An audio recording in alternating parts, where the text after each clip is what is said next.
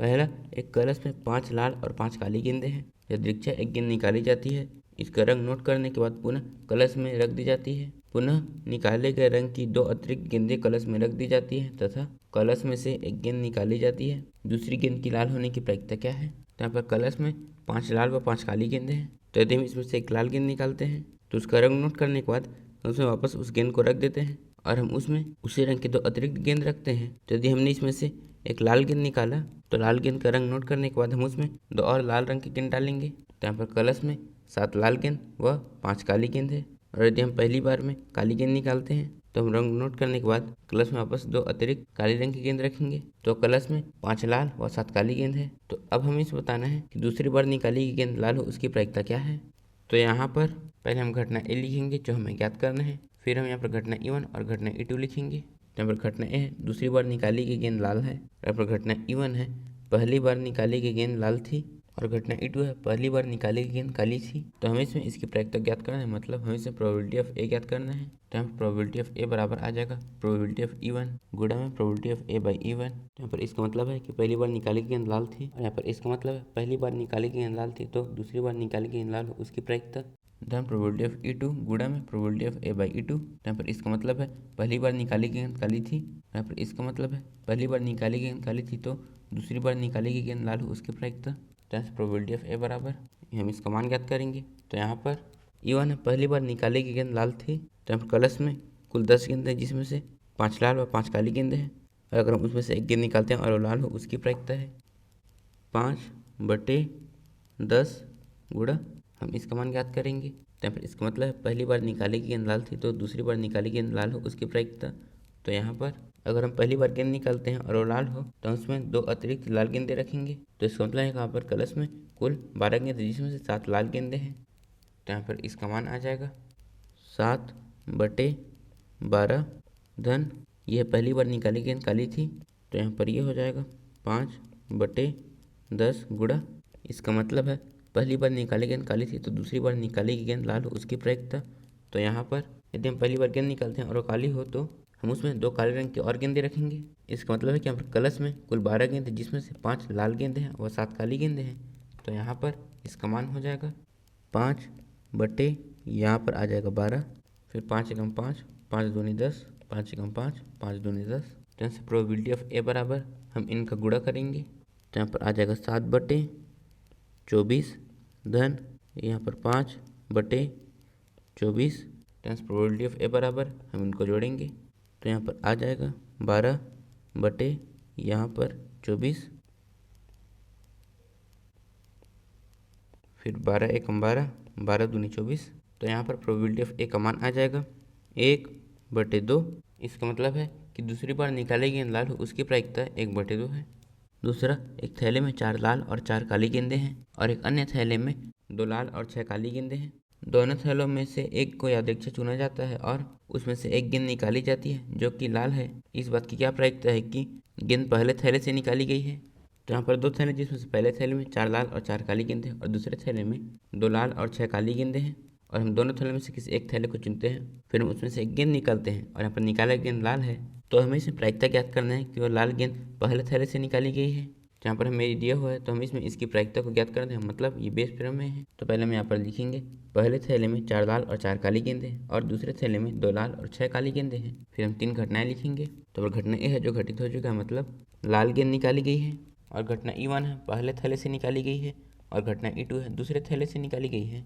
तो हमें इसमें निकाली गई लाल है ये पता है, तो वह गेंद पहले थैले से निकाली गई है उसकी प्रायिकता ज्ञात करना है, मतलब हमें इसमें प्रोबेबिलिटी ऑफ E1 बाई ए ज्ञात करना है। तो इसका मतलब है कि निकाला गेंद लाल है तो हमें वह गेंद पहले के थैले से निकाली गई है उसकी प्रायिकता ज्ञात करना है। तो यहाँ पर हम लिखेंगे probability of E1 by A बराबर प्रोबेबिलिटी ऑफ E1, फिर हम इसके साथ गुणा में इसके उल्टे को लिखते हैं। तो यहाँ पर आ जाएगा probability of A by E1 बटे यहाँ पर प्रोबेबिलिटी ऑफ E1 गुणा probability of A by E1 धन प्रोबेबिलिटी ऑफ E2 गुणा probability of A by E2। तो probability of E1 by A बराबर, इसका मतलब है गेंद पहले थैले से निकाली गई है उसकी प्रायिकता। तो यहाँ पर केवल 2 थैले हैं तो उसमें से एक थैले को चुनने की प्रायिकता 1/2 गुणा, यहाँ पर इसका मतलब है गेंद पहले थैले से निकाली गई है तो उसके लाल होने की प्रायिकता।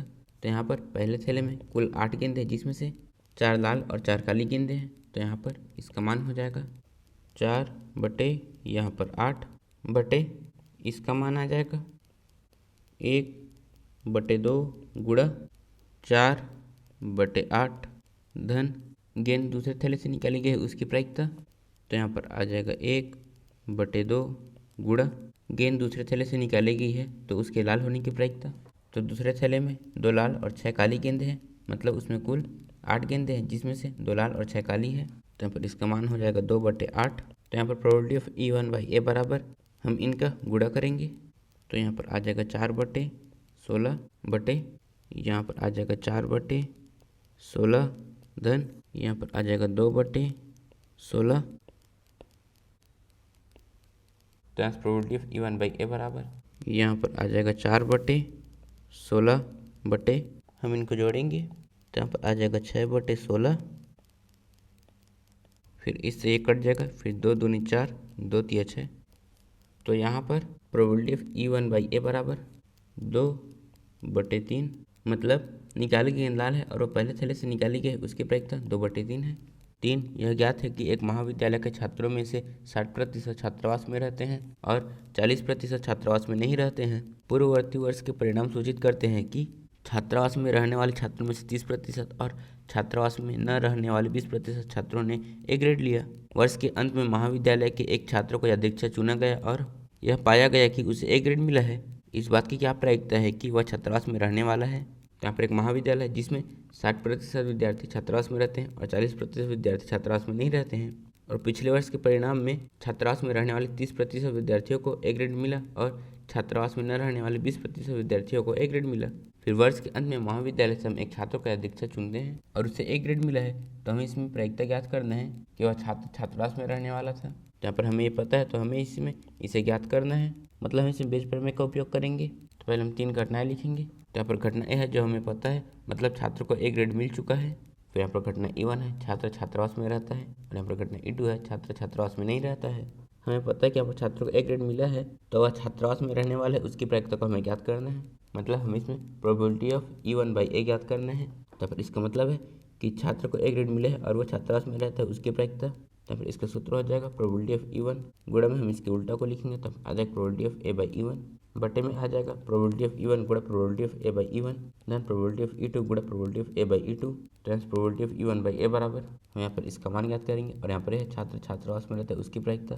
तो यहाँ पर कुल 60% विद्यार्थी छात्रावास में रहते हैं, तो छात्र छात्रावास में रहते हैं उसकी प्रायिकता 60 बटे यहाँ पर आ जाएगा 100 गुणा, फिर हम इसका मान ज्ञात करेंगे। तो यहाँ पर इसका मतलब है कि छात्र छात्रावास में रहते हैं तो उसे ए ग्रेड मिला उसकी प्रायिकता। तो यहाँ पर 30% विद्यार्थी जो छात्रावास में रहते हैं उसे ए ग्रेड मिला है, तो यहाँ पर इसका मान हो जाएगा 30 बटे यहाँ पर आ जाएगा 100 बटे यहाँ पर इनका मान हो जाएगा 60 बटे यहाँ पर आ जाएगा 100 गुणा यहाँ पर आ जाएगा 30 बटे 100 धन हम इसका मान ज्ञात करेंगे। और यहाँ पर इसका मतलब है छात्र छात्रावास में नहीं रहता उसकी प्रायिकता। तो यहाँ पर 40% विद्यार्थी छात्रावास में नहीं रहते हैं, तो यहाँ पर इसका मान हो जाएगा 40 बटे यहाँ पर आ जाएगा 100 गुणा, इसका मतलब है छात्र छात्रावास में नहीं रहते हैं फिर भी उन्हें ए ग्रेड मिला उसकी प्रायिकता। तो यहाँ पर 20% विद्यार्थी ऐसे हैं जो छात्रावास में नहीं रहते फिर भी उन्हें ए ग्रेड मिला है, तो यहाँ पर इसका मान हो जाएगा 20 बटे यहाँ पर आ जाएगा 100 टाइम्स प्रोबेबिलिटी ऑफ E1/A बराबर हम इन सभी का गुणा करेंगे। तो यहाँ पर आ जाएगा 1800 बटे यहाँ पर आ जाएगा 10,000 बटे यहाँ पर आ जाएगा 1800 बटे यहाँ पर आ जाएगा 10,000 धन यहाँ पर आ जाएगा 800 बटे यहाँ पर आ जाएगा 10,000 टाइम्स प्रोबेबिलिटी ऑफ E1/A बराबर यहाँ पर 1800 बटे 10,000 बटे हम इनको जोड़ेंगे। तो यहाँ पर आ जाएगा 2600 बटे यहाँ पर आ जाएगा 10,000, फिर इससे ये कट जाएगा और यहाँ पर इससे ये कट जाएगा, फिर 2 × 18 2 13 26। तो यहाँ पर प्रोबेबिलिटी ऑफ E1/A बराबर यहाँ पर हमारा उत्तर आया है 9/13, मतलब छात्र को ए ग्रेड मिला है और वो छात्रावास में रहता है उसकी प्रायिकता 9/13 है। 4, एक बहुविकल्पी प्रश्न का उत्तर देने में एक विद्यार्थी या तो प्रश्न का उत्तर जानता है या वह अनुमान लगाता है मान लें कि उसके उत्तर जानने की प्रायिकता 3/4 है और अनुमान लगाने की प्रायिकता 1/4 है। मान लें कि छात्र के प्रश्न के उत्तर का अनुमान लगाने पर सही उत्तर देने की प्रायिकता 1/4 है। तो इस बात की क्या प्रायिकता है कि कोई छात्र प्रश्न का उत्तर जानता है यदि यह ज्ञात है कि उसने सही उत्तर दिया है। यहाँ पर एक बहुविकल्पी प्रश्न है जिसके उत्तर या तो विद्यार्थी जानता है या फिर अनुमान लगाता है। तो प्रश्न का उत्तर जानने की प्रायिकता है 3/4 और अनुमान लगाने की प्रायिकता 1/4 है। यदि छात्र प्रश्न के उत्तर का अनुमान लगाता है और वो सही हो उसकी प्रायिकता 1/4 है। तो छात्र ने सही उत्तर दिया है तो छात्र प्रश्न का उत्तर जानता है उसकी प्रायिकता को हमें ज्ञात करना है। तो पहले हम यहाँ पर 3 घटनाएं लिखेंगे और यहाँ पर घटना ए है जो हमें ज्ञात है। तो यहाँ पर छात्र ने सही उत्तर दिया।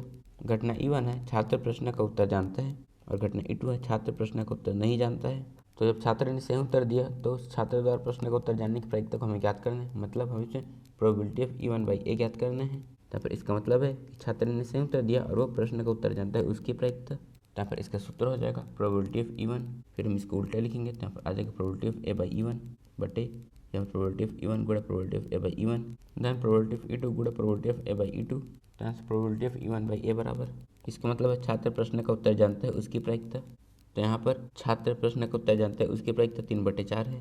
तो यहाँ पर आ जाएगा 3/4 गुणा यहाँ पर इसका मतलब है छात्र प्रश्न का उत्तर जानता है और उसने सही उत्तर दिया उसकी प्रायिकता को हमें ज्ञात करना है। तो यहाँ पर छात्र प्रश्न का उत्तर जानता है और उसने सही उत्तर दिया उसकी प्रायिकता 100% होगी क्योंकि प्रश्न का उत्तर जानता है तभी वह सही उत्तर पर टिक लगाएगा। तो यहाँ पर इसका मान हो जाएगा 100%, मतलब हम इसे लिख सकते हैं 100/100 फिर इसे 1 कट जाएगा तो यहाँ पर आ जाएगा 1। तो यहाँ पर हम लिखेंगे 1 बटे इसका मान हो जाएगा 3/4 गुणा यहाँ पर आ जाएगा 1 धन इसका मतलब है छात्र प्रश्न का उत्तर नहीं जानता उसकी प्रायिकता, मतलब छात्र ने अनुमान लगाया उसकी प्रायिकता। तो यहाँ पर छात्र ने अनुमान लगाया उसकी प्रायिकता है 1/4। तो यहाँ पर हम लिखेंगे 1/4 गुणा यहाँ पर इसका मतलब है छात्र प्रश्न का उत्तर नहीं जानता फिर भी उसने सही उत्तर दिया उसकी प्रायिकता, मतलब तो यहाँ पर प्रश्न के उत्तर का अनुमान लगाने पर सही उत्तर देने की प्रायिकता 1/4 है।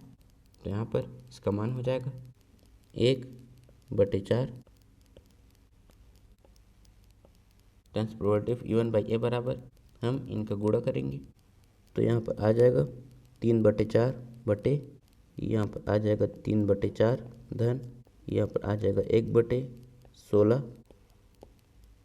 यहाँ पर प्रोबेबिलिटी ऑफ E1/A बराबर 3/4 बटे हम इन दोनों को जोड़ेंगे लेकिन उससे पहले हम इनके हर को समान करेंगे। यहाँ पर 16 है तो हम इसके हर को भी 16 बनाएंगे तो उसके लिए हम इसके अंश और हर में 4 से गुणा करेंगे। तो यहाँ पर आ जाएगा 12/16 धन 1/16 और हम इसे लिख सकते हैं 12 धन 1/16 फिर हम इनको जोड़ेंगे तो यहाँ पर आ जाएगा 13 बटे यहाँ पर 16।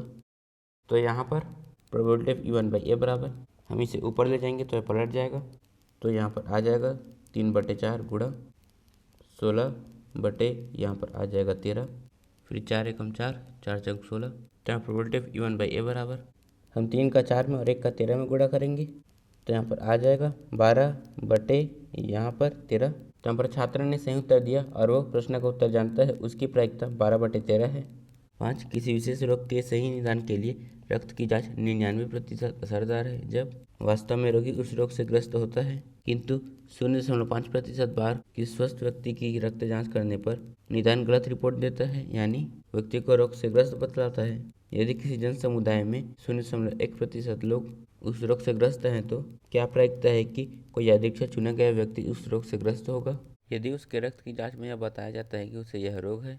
तो हम फिर विशेष रोग के लिए हम रक्त की जांच करते हैं और वो सही बताता है, मतलब जब वह रोगी वास्तव में उस रोग से ग्रस्त रहता है तब रिपोर्ट में उसे उस रोग से ग्रसित बताया जाता है, किंतु 0.5% बार किसी स्वस्थ व्यक्ति की रक्त जांच करने पर निदान गलत रिपोर्ट देता है, मतलब यदि व्यक्ति स्वस्थ है और वो रक्त की जांच करता है तो भी उसे उस रोग से ग्रसित बतलाया जाता है।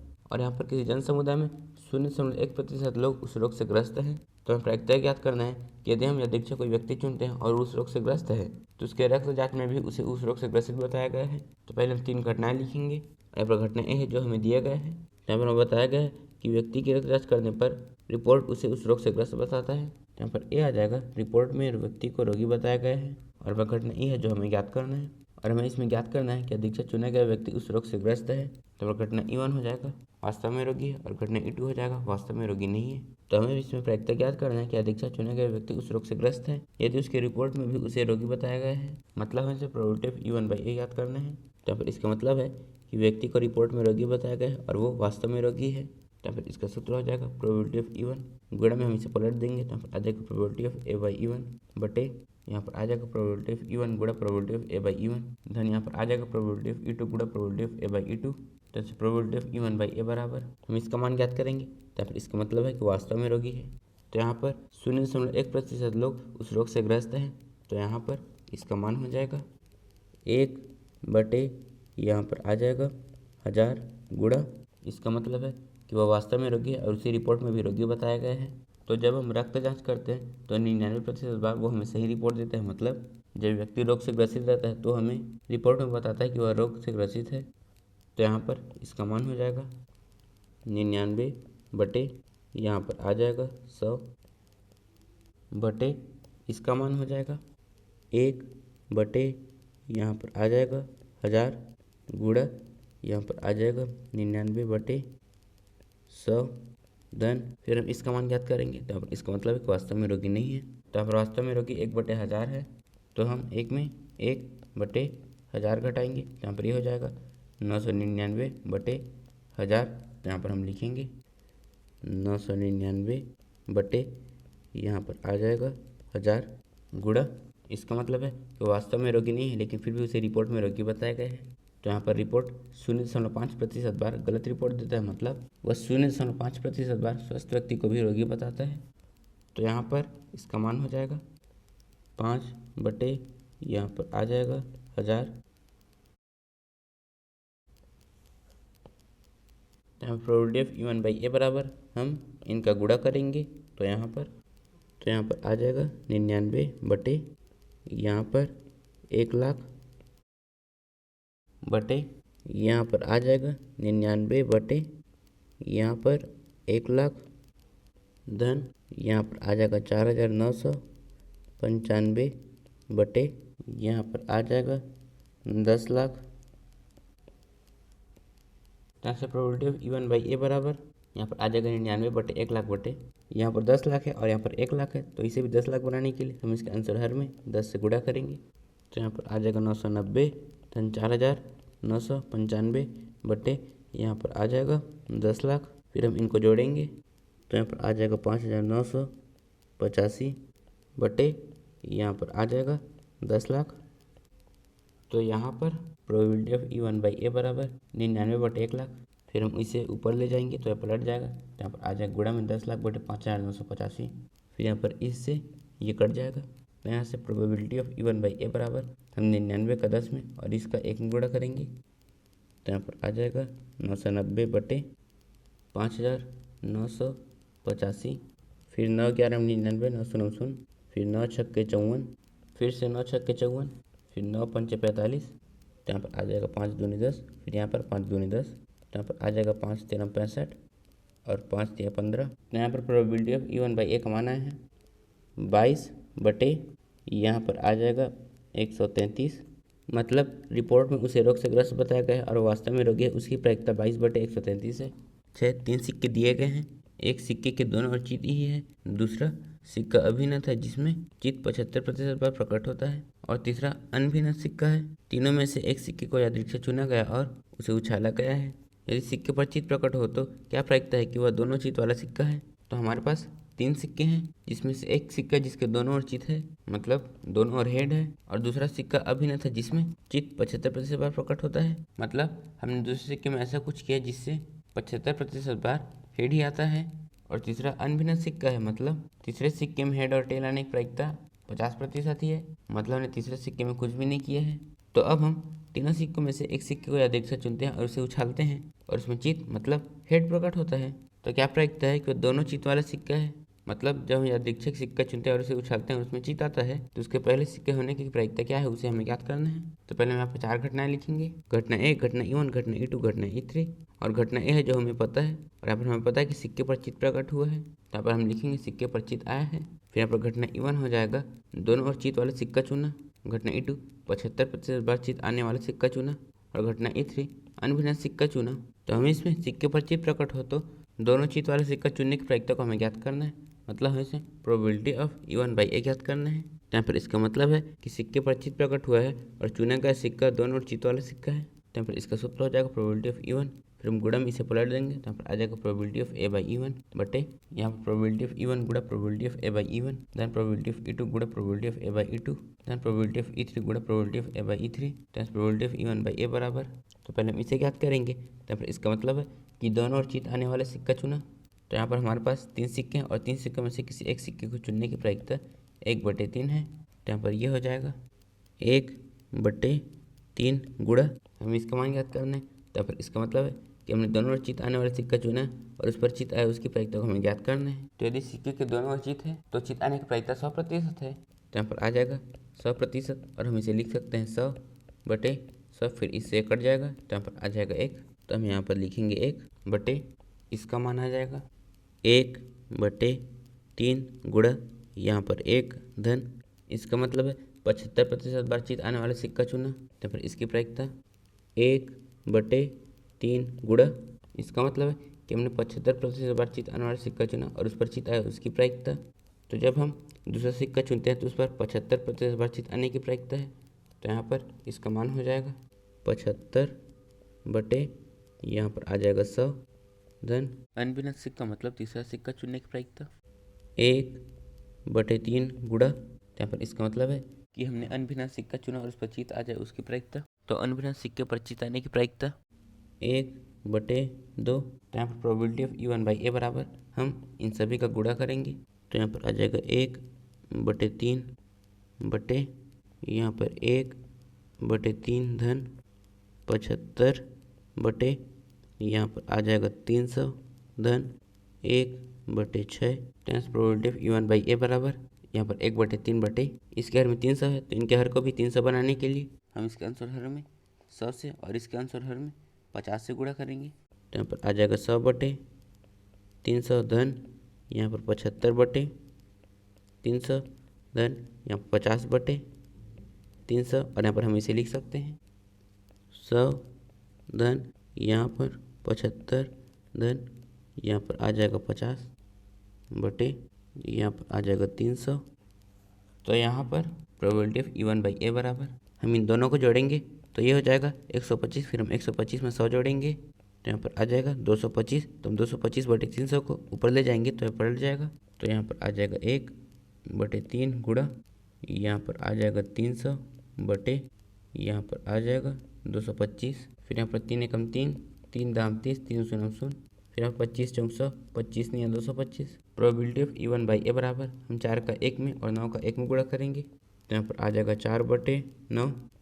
तो यहाँ पर सिक्के पर चित आया और चुना गया सिक्का दोनों ओर चित वाला सिक्का है उसकी प्रायिकता 4/9 है। 7 एक बीमा कंपनी 2000 स्कूटर चालकों, 4000 कार चालकों और 6000 ट्रक चालकों का बीमा करती है। दुर्घटनाओं की प्रायिकताएं क्रमशः 0.01, 0.03 और 0.15 है। बीमाकृत व्यक्तियों मतलब चालक में से एक दुर्घटनाग्रस्त हो जाता है, उस व्यक्ति के स्कूटर चालक होने की प्रायिकता क्या है। तो यहाँ पर एक बीमा कंपनी ने 2000 स्कूटर चालकों, 4000 कार चालकों और 6000 ट्रक चालकों मतलब कुल 12,000 चालकों का बीमा किया है। तो स्कूटर चालक के दुर्घटनाग्रस्त होने की प्रायिकता 0.01, कार चालक की 0.03 और ट्रक चालक की 0.15 है। तो यहाँ पर इन चालकों में से कोई एक चालक दुर्घटनाग्रस्त हो जाता है और दुर्घटनाग्रस्त व्यक्ति स्कूटर चालक है उसकी प्रायिकता को हमें ज्ञात करना है। तो पहले हम 4 घटनाएं लिखेंगे। तो यहाँ पर घटना ए है जो हमें पता है। तो यहाँ पर हमें पता है कि बीमाकृत चालक में से एक दुर्घटनाग्रस्त हो जाता है। और घटना ए हो जाएगा एक चालक दुर्घटनाग्रस्त हो जाता है। तो घटना E1 है व्यक्ति स्कूटर चालक है। घटना E2 है व्यक्ति कार चालक है और घटना E3 है व्यक्ति ट्रक चालक है। तो यहाँ पर एक चालक दुर्घटनाग्रस्त हो जाता है तो उसके स्कूटर चालक होने की प्रायिकता ज्ञात करना है, मतलब हमें इससे probability of E1 by A ज्ञात करना है। यहाँ पर इसका मतलब है कि एक चालक दुर्घटनाग्रस्त हो गया और वो स्कूटर चालक है उसकी प्रायिकता। तो यहाँ पर इसका सूत्र हो जाएगा प्रोबेबिलिटी ऑफ E1, फिर गुणा में हम इसे पलट देंगे मतलब यहाँ पर आ जाएगा probability of A by E1 बटे यहाँ पर प्रोबेबिलिटी ऑफ E1 गुणा probability of A by E1, then probability of E2 गुणा probability of A by E2, then probability of E3 गुणा probability of A by E3। तो यहाँ से probability of E1 by A बराबर हम पहले इन सभी का मान ज्ञात करेंगे। तो यहाँ पर हम पहले प्रोबेबिलिटी ऑफ E1 ज्ञात करेंगे। यहाँ पर E1 है व्यक्ति स्कूटर चालक है। तो यहाँ पर कुल 12,000 चालकों में से 2,000 चालक स्कूटर चालक है। तो यहाँ पर आ जाएगा 2,000 बटे यहाँ पर आ जाएगा 12,000, फिर इससे ये कट जाएगा और 2 एकम 2, 2 छक्के 12। तो यहाँ पर इसका मान आया है 1/6। इसी तरह से हम प्रोबेबिलिटी ऑफ E2 ज्ञात करेंगे। यहाँ पर E2 है व्यक्ति कार चालक है। जहाँ पर कुल 4,000 कार चालक हैं। तो यहाँ पर ये हो जाएगा 4000 बटे यहाँ पर आ जाएगा 12000। तो यहाँ पर इससे ये कट जाएगा और 4 एकम 4, 4 तिया 12। तो यहाँ से बराबर में आ जाएगा 1/3। तो यहाँ से प्रोबेबिलिटी ऑफ E3 बराबर E3 है व्यक्ति ट्रक चालक है, तो यहाँ पर कुल 6000 ट्रक चालक है। तो यहाँ पर आ जाएगा 6000 बटे यहाँ पर आ जाएगा 12000, फिर ये और ये कट जाएगा और 6 एकम 6, 6 दूनी 12। तो यहाँ से बराबर में आ जाएगा 1/2। तो यहाँ पर इसका मान आया है 1/6। तो यहाँ पर आ जाएगा 1/6 गुणा, इसका मतलब है व्यक्ति स्कूटर चालक है और वो दुर्घटनाग्रस्त हो जाता है। तो हम स्कूटर चालक के दुर्घटनाग्रस्त होने की प्रायिकता 0.01 है और हम इसे लिख सकते हैं 1 बटे यहाँ पर आ जाएगा 100 बटे इसका मान है 1/6 गुणा 1 बटे यहाँ पर 100 धन इसका मान है 1/3। तो यहाँ पर आ जाएगा 1/3 गुणा, तो यहाँ पर इसका मतलब है व्यक्ति कार चालक है और वो दुर्घटनाग्रस्त हो जाता है, उसकी प्रायिकता 0.03 है और हम इसे लिख सकते हैं 3 बटे यहाँ पर आ जाएगा 100 धन इसका मान आया है 1/2 गुणा, इसका मतलब है व्यक्ति ट्रक चालक है और वो दुर्घटनाग्रस्त हो जाता है, उसकी प्रायिकता 0.15 है। तो यहाँ पर आ जाएगा 15 बटे यहाँ पर 100। तो यहाँ से प्रोबेबिलिटी ऑफ E1/A बराबर हम इन सभी का गुणा करेंगे। तो यहाँ पर आ जाएगा 1/600 बटे यहाँ पर आ जाएगा 1/600 धन यहाँ पर आ जाएगा 3/300 धन यहाँ पर आ जाएगा 15 बटे यहाँ पर 200। तो यहाँ पर प्रोबेबिलिटी ऑफ E1/A बराबर यहाँ पर 1/600 बटे, यहाँ पर इसके हर में 600 है तो इनके हर को 600 बनाने के लिए हम इसके आंसर हर में 2 से और इनके आंसर हर में 3 से गुणा करेंगे। तो यहाँ पर आ जाएगा 1/600 धन यहाँ पर आ जाएगा 6/600 धन यहाँ पर आ जाएगा 45/600 और हम इसे लिख सकते हैं 1 धन 6 धन यहाँ पर आ जाएगा 45 बटे यहाँ पर 600, फिर इससे ये कट जाएगा। तो यहाँ पर प्रोबेबिलिटी ऑफ E1/A बराबर हम इनको जोड़ेंगे। तो यहाँ पर आ जाएगा 1/52, मतलब चालक दुर्घटनाग्रस्त हो जाता है और वो स्कूटर चालक है, उसकी प्रायिकता 1/52 है।